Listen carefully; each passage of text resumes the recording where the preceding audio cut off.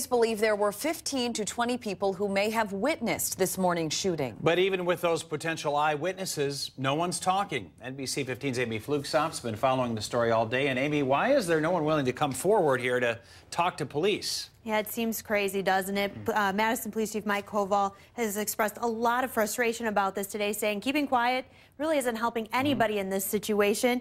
However, for some, though, silence is the only form of protection they have.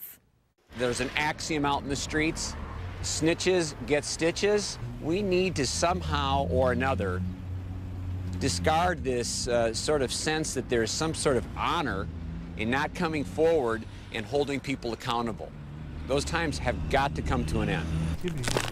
But until you've walked in the shoes of those living in low-income areas laced with crime. The fear of retaliation is real.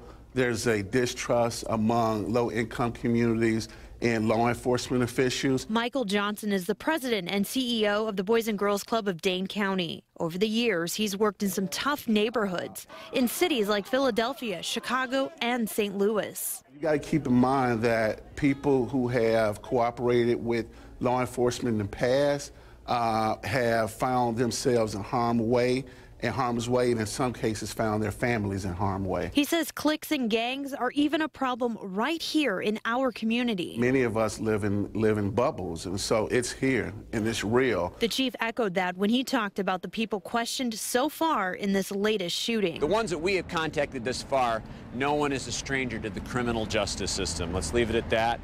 Some obviously have ties that are extensive, and some have at least previously renowned gang affiliations. Johnson says this alternative lifestyle many young people turn to is part of a much bigger problem. When young men and women are not working, that has an impact on crime.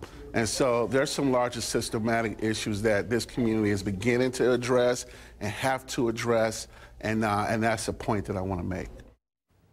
Johnson says when it comes to speaking up, it's much easier for a community to stand together and say they're not going to tolerate violence compared to an individual standing alone. Sometimes, he said, the risk is just too great for one person to come forward.